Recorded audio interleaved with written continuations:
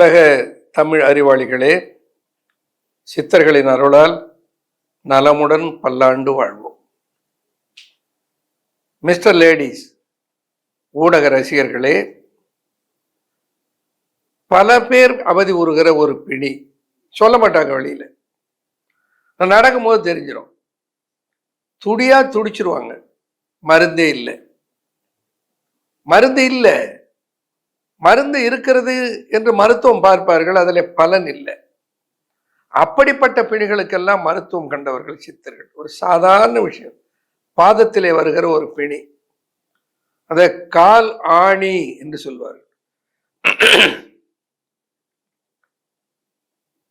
Food Khan, பாதத்திலே வருகிற ஆணின்னு தமிழை சொல்வார்கள், ஆங்கிலத்திலே ஃபுட் கான் என்று அதை குறிப்பிடுவார்கள்.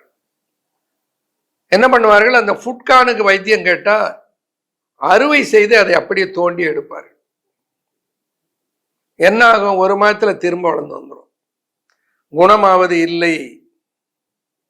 சரி, கான் கேப் என்று இருக்கிறது, கான் கேப்பை போட்டு ஒட்டி அதை புடுங்கினால் அது அப்படியே பேர்த்து எடுத்துரும், குணமாயிடுத்து, ஆகாது, திரும்ப வந்து கொண்டு இருக்கிறது. ஏன்? வந்து வளர்ந்து தொல்லை தருகிற அந்த கால் ஆணியை எடுப்பதற்கு வழி கண்டிருக்கிறார்கள். வருவதற்கு எது காரணமோ அதை எடுப்பதற்கு வழி காணவில்லை. சித்தர்கள் அதற்கு வழி கண்டார்கள். கால் ஆணியை இல்லாமல் செய்வது எப்படி? பெர்மனண்டா கால் ஆணின்னா, ஒரு சின்ன பொட்டுக்கடலை, ஒரு மிளகு கீழே கிடந்து ஒரு பொட்டுக்கடலை சைஸில் ஒரு கல் இருந்து அந்த ஆணியில பட்டுடுதுன்னா உயிரே போயிடும். அப்படி துடித்து விடுவார்கள். அந்த கால் ஆணி எப்படி முழுமையாக குணமாக்கி கொள்ள முடியும்? ஒரு மருந்து சொல்றேன், எல்லாராலும் தயாரிக்க முடியும், தயாரிக்க ஒன்றும் சிரமம் இல்லை. அந்த தயாரிப்புக்கு பெயர் கான் நில். கானை நில் பண்ணிட்டோம், இல்லாம பண்ணிட்டோம். வெங்காரம் என்ற நாட்டு மருந்து கடையிலே ஒரு கடை சரக்கு இருக்கிறது, தாது சரக்கு. இந்த வெங்காரத்தை கொண்டு வந்து ஒரு கிலோவுக்கு 4 வெள்ளை கோழி முட்டையினுடைய வெள்ளைக்கரு 4 கரு, ஒரு கிலோவுக்கு 1 கிலோ வெங்காரத்திற்கு 4 கோழி முட்டையினுடைய வெள்ளைக்கரு. இந்த வெங்காரத்தை இடித்து பொடி செய்து இந்த கோழி முட்டையினுடைய வெண்கருவிலே கலந்து, இந்த வெங்காரத்தை 1 கிலோ வெங்காரத்தை இடித்து அரைத்து சன்னமான பவுடராக செய்து கொண்டு, இந்த கோழி முட்டையினுடைய வெண்கரு 4 எடுத்து அந்த வெண்கருவில் அதை போட்டு நன்றாக கலந்து, தேவையான அளவிற்கு அளவாக தண்ணீர் சேர்த்து இந்த கல்வத்திலே இட்டு அரைத்து அதை மயமாக்க வேண்டும். இப்பெல்லாம் நாங்கள் கல்வத்தில் போட்டு அரைக்க முடிவதில்லை, அதனால கிரைண்டர்லேயே போட்டு அரைச்சுடலாம், நிறைய வால்யூம் செய்வதனால. நீங்கள் 1/2 கிலோ 1/4 கிலோ எடுத்து கொஞ்சமாக செய்வதாக இருந்தால் அதை நீங்கள் முடிஞ்சா மிக்சியில் அரைங்க. ஆனால் மிக்சியில் அரைச்சா அந்த நைஸ் கிடைக்காது, கல்வத்தில் அரைத்தால் அந்த நைஸ் கிடைச்சிடும். கல்வத்திலே நன்றாக அரைத்து எடுத்து அதை உலர்த்தி வெள்ளை தட்டி 15 வரைட்டியில் ஒரு சட்டியிலே சேலை மண் செய்து அதிலே மூடி புடம் போட்டால் அது அருமையான வெங்கார பற்பமாக வந்துவிடும். இந்த வெங்கார பற்பத்துக்கு நிறைய மருத்துவ பண்புகள் இருக்கிறது. அதிலே ஒரு பண்பு கால் ஆணியை வேரோடு பேர்த்து எறிகிற ஒரு பண்பு. இந்த கான் நில், கானை நில் பண்ணிவிடும். அப்ப அந்த வெங்கார பற்பத்தை அதனோடு நாட்டு உப்பு, கல்லுப்புன்னு சொல்லுவோம். கல்லுப்பு கடலிலே விளைந்து வந்த கல்லுப்பு, ஒரிஜினல் கல்லுப்பு. இந்த கல்லுப்பை சேர்த்து கலந்து அரைத்து அதில் ஒரு 500 மில்லிகிராம் எடுத்து அதில் இருந்து ஒன்று தயாரிக்க வேண்டும். அது என்ன? 1.5 லிட்டர் தண்ணீர், அதில் 1 கிலோ கல்லுப்பு. 1.5 லிட்டர் தண்ணீரில் 1 கிலோ கல்லுப்பு, அதை போட்டு நன்றாக கலக்கி காய்ச்ச வேண்டும். இது கொதிக்கிற அளவுக்கு காய்ந்தால் இந்த 1 கிலோ உப்பும் இந்த 1.5 கிலோ தண்ணியில கரைந்து விடும். என்ன லெவல்ல இருக்கும்? அதிபூரித கரைசல், சேச்சுரேட்டட் சொல்யூஷனாக அந்த அந்த அந்த உப்பு கரைசல் மாறிவிடும்.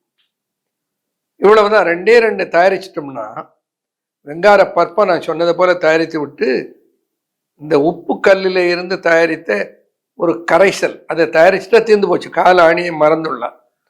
உள்ளுக்கு சாப்பிடுவதற்கு ஒரு சில்வா என்ற ஒரு தயாரிப்பு இருக்கிறது. அதிலே என்ன சேர்க்க வேண்டும்? இந்த சில்வா தயாரிப்பில் திரிபலா, கடுக்காய், தாண்டிக்காய், நெல்லிக்காய், திரிபலா, அதனோட கூட வெடி அன்னபேதி செந்தூரம், இது ரெண்டையும் சேர்த்தா சில்வா தயாராகிடும். அந்த சில்வா என்கின்ற அந்த திரிதோஷங்களையும் பலப்படுத்துகிற திரிபலாவோட அதை உள்ளுக்கு சாப்பிட வேண்டும். இந்த திரிபலாவை உள்ளுக்கு எடுத்துக்கொண்டு வெளியிலே போடுவதற்கு இப்போ நான் சொன்ன பாருங்க, இந்த கான் நெல்ல இந்த உப்பு கரைசலிலே கரைந்து, அந்த உப்பு கரைசலிலே கரைத்து அதை பயன்படுத்த போகிறோம். எப்படி பயன்படுத்துவது என்றால், அந்த அந்த உப்பு கரைசலை ஒரு பாத்திரத்திலே போட்டு சூடு பண்ண வேண்டும். வெது வெது என்று சூடாக இருக்கிற போது காலையில் அதில் ஒரு 500 மில்லி நம்ம தயாரித்து வச்சிருக்க மாதிரி வெங்கார பற்பம், அதை அதில் போட்டு கலக்கி விட்டு ஒரு சேர்ல உட்காந்துக்கிட்டு ஒரு அகலமான பேசின்ல, பிளாஸ்டிக்காக இருந்தால் நல்லது, அதில் அந்த வெங்கார பற்பம் கலந்திருக்கிற உப்பு கரைசல், அதிபூரித கரைசல், அதில் காலை அப்படியே வைத்து கொண்டிருக்க வேண்டும். ஒரு 20 நிமிடத்திலிருந்து 30 நிமிடம் வைத்து கொண்டு வந்தால் போதும். காலில் இருந்தாலும் கையில இருந்தாலும் அந்த ஆணி கையை வைத்து கொண்டிருக்கணும். கையில் இருந்தால், காலில் இருந்தால் காலை வைத்து கொண்டிருக்க வேண்டும். சிலருக்கு கையில் ஆணி வரும், ரொம்ப அவசியப்படுவார்கள், எதையும் பிடிக்க முடியாது, அவ்வளோ வேதனைப்படுவார்கள். அப்போ அப்படி ஒரு 15 இருந்து 20 நிமிடம் அல்லது 30 நிமிடம், 30 நிமிடம் வச்சா நல்லது, 20 நிமிடத்துக்கு குறையாம வைக்கணும். ஒன்றும் இல்லை, காலை அந்த தண்ணியில் வச்சுட்டு நீங்கள் டிவி பார்த்துட்டு இருங்க. பிறகு அந்த உப்பு கரைசல், வெங்கார பருப்பம் கலந்திருக்க உப்பு கரைசலை எடுத்து ஆறிய பின்னால் அதை ஒரு பிளாஸ்டிக் கேனில் ஊற்றி வைத்து விட வேண்டும். இப்போ காலை மடக்கி இந்த பாதத்தில் இந்த கால் ஆணியை பார்த்தீங்கன்னா அது கொஞ்சம் அப்படி பிதுங்கின மாதிரி இருக்கும். ஒரு பிளேடு அல்லது ஒரு ஸ்பூனை வச்சுக்கிட்டு அதை அப்படியே சுரண்டிடுங்க. அறுக்கக்கூடாது, ஞாபகம் வச்சுக்கோங்க, சுரண்டிடுங்க, அவ்வளோதான். மறுபடியும் மாலையில் ஒரு முறை அதே வெங்கார பருப்பும் உப்பு கரைசல் கலந்த அந்த கரைசலை சூடு பண்ணி வெது வெதுன்னு சூடாக இருக்கும்போது அதை ஒரு பேஷனில் அதை ஊற்றி அதில் காலை வைத்திருங்கள். எவ்வளவு நேரம்? அதே ஒரு 20 30 நிமிடம். பிறகு திரும்ப காலை அதில் இருந்து எடுத்து விட்டு அதை அப்படியே சுரண்டி விடுங்கள். எவ்வளவு ஈஸியா இருக்கு பாருங்க, ஒன்றும் இல்லை. அடுத்த நாள் ஒரு 500 மில்லிகிராம் திரும்ப அந்த வெங்கார பற்பத்தை அதில் சேர்க்க வேண்டும். திரும்ப அதை சூடு பண்ணி அதில் காலை வைக்க வேண்டும். மாலையிலே சூடு பண்ணி வைக்கிற போது வெங்கார பற்பத்தை சேர்க்கக்கூடாது. அப்ப அந்த கானில் எப்ப சேர்க்கிறோம்? அன்றாடம் காலையில் சேர்க்கிறோம். எத்தனை நாளைக்கு? ஒரு 30 நாட்களுக்கு சேர்க்கிறோம். 30 நாள் அந்த அடர்த்தி அதிலே படிப்படியாக சேர வேண்டும். ஒரேடியா ஊற்றி இது எதுக்கு 30 நாள் போடணும்? அந்த முதல் நாளே காலில் போட்டு தேய்ச்சி விடலாமே, காலில் போட்டு வச்சு விடலாமே என்று சில மேதாவிகள் நினைக்கக்கூடும். அப்படி செய்யக்கூடாது.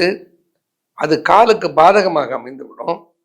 அது சாதகமாக இருக்க வேண்டுமானால் அந்த அடர்த்தி, இந்த வெங்கார பற்பத்தினுடைய அடர்த்தி, இந்த கான் நெல்லோட அடர்த்தி கொஞ்சம் கொஞ்சமாக தண்ணீரிலே கூட வேண்டும். 30 நாட்களுக்கு அப்படி வைத்திருந்து அப்படி காலை சுரண்டி விட்டு, அந்த கால் ஆணியை சுரண்டி விட்டு, அந்த காலை 30 நாள் கழித்து பார்த்தீங்கன்னா கால் ஆணி எங்க இருந்ததுன்னு தெரியாது, மறைஞ்சு போயிடும். கால் ஆணியை காணாமல் செய்துவிடும். 3 வேளையும் காலையில், மதியம், இரவு சாப்பாட்டுக்கு பிறகு ஒரு சில்வா மாத்திரையை சாப்பிட்டு விட வேண்டும். இந்த சில்வாவில் என்ன இருக்கிறது? திரிபலாவும் வெடி அன்னபேதி செந்தூரமும் இருக்குது. அதை உள்ளுக்கு எடுத்துக்கொண்டு வெளி உபயோகத்துக்கு நான் சொன்னது போல கான் நெல்லை பயன்படுத்தி வந்தால் காலிலே இருக்கிற பாதம், காலிலே இருக்கிற ஆணி காணாமல் போய்விடும். இப்போ 30 நாள் வைத்தையா 90% சரியா போச்சு, இன்னும் ஒரு 10% சரியாகலன்னு சிலர் சொல்லக்கூடும். கவலை வேண்டாம். அதற்கு மேல் அதில் திரும்ப கான் நெல்லை சேர்க்க வேண்டியதே இல்லை. அந்த ஒரு தடவை 30 நாள் சேர்த்துட்டீங்களா அது போறோம். பிறகு அதை எடுத்து பத்திரமாக வைத்துக் கொள்ளுங்கள். அன்றாடம் காலையில சூடு பண்ணி அதில் காலை வையுங்கள். அந்த கால் ஆணி மறைகிற வரையில 35 நாள் 40 நாள் ஆனா கூட ஆகட்டுமே. அதுக்கு புதிதாக கொண்டு வந்து எதையும் சேர்க்க போறது இல்லையே. ஆக உள்ளுக்கு சாப்பிடுவதற்கு சில்வாவும், கால் பாதத்திலே உப்பு கரைசல் கலந்து போடுவதற்கு கானிலும் எப்படி தயாரிக்கிறதுன்னு சொன்னேன் உங்களுக்கு. இதை தயாரித்து பயன்படுத்தி கொண்டு வந்தால் காலிலே ஆணி என்பது கான், ஃபுட் கான் என்பதே வராது. வந்திருந்தா காணாம போயிடும். ஒன்று என்ன பண்ணணும், அன்றாடம் காலை அந்த கரைசலுக்குள்ளே வைப்பதற்கு முன்னால் நன்றாக தேய்த்து கழுவி விட்டு வைக்க வேண்டும். ஏன்னா அதில் தினம் கொஞ்சம் அழுக்கு சேர்ந்ததுன்னா அந்த கடைசியில் அந்த தண்ணி கெட்டு போயிடும். அது உப்பு கரைசலாக இருப்பதனாலே அதில் எந்த கிருமிகளும் வராது. எத்தனை வருடம் வச்சிருந்தாலும் கெடாது. உடனே அதை நீங்க வச்சிருந்துட்டு பேரனுக்கு பேத்திக்கெல்லாம் கொடுக்குறேன்னு நினைக்காதீங்க. ஏன்னா அந்த காலில் அது படிப்படியாக முதல் நாள் ஒன்று, 2வது நாள் ஒன்று, 3வது நாள் ஒன்று என்று படிப்படியாக அந்த காலில் அதனுடைய அடர்த்தி கூடிய திரவம் சேர வேண்டும். அதுதான் ரொம்ப முக்கியம். இப்படி பாதத்திலே வருகிற கான் என்கின்ற ஃபுட் கானை இல்லாமல் செய்துவிட்டு திரும்ப வராமல் செய்வதற்கு சித்தர்கள் கண்ட உபாயத்தை உங்களோடு பகிர்ந்து கொண்டதிலே மகிழ்ச்சி. பயன்படுத்துவீர், நலம் பெறுவீர். நன்றி, வணக்கம்.